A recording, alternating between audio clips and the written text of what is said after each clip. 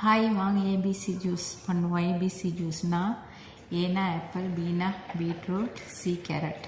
ABC juice இந்த மாதிரி carrot beetroot இதெல்லாம் தோலை நீக்கிட்டு கழுவிக்கிட்டு குட்டி குட்டியாக வெட்டிக்கிட்டு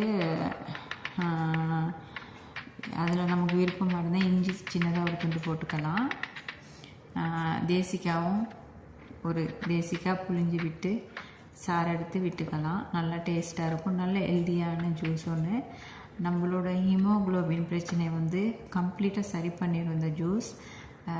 மாதத்தில் 5 நாள் தொடர்ந்து குடித்தோம்னா வாரத்தில் 5 நாள், அப்படின்னா மாதத்தில் 5 நாள் குடித்தோம்னா போதும். நான் இந்த மாதிரி ஜூஸ் பண்ணி 5 போத்தலில் ஸ்டோர் பண்ணி வச்சுக்குவேன். 5 நாளே குடிச்சேன்னு சொன்னால் அவ்வளோ எனர்ஜியாக இருக்கும். எனக்கு ஹீமோக்ளோபின் பிரச்சனை இருக்கனால இந்த ஜூஸ் எனக்கு அவ்வளோ ஒரு ஹெல்ப்பிங்கை கொடுக்குது, அவ்வளோ ஒரு எனர்ஜியை கொடுக்குது உடம்புக்கு. அதே மாதிரி நம்மளை அழகாகவும் வச்சுருக்கும் இந்த ஜூஸை குடித்தோம்னு சொன்னால். தொடர்ந்து ஏபிசி ஜூஸ் இது பிள்ளைகளுக்கும் நல்லா வீட்டிலே பண்ணி நம்ம பிள்ளைகளுக்கு கொடுத்தோம்னு சொன்னால் இரத்த சோகை உள்ளவங்களுக்கு நல்ல ஹெல்ப்பிங்காக இருக்கும்.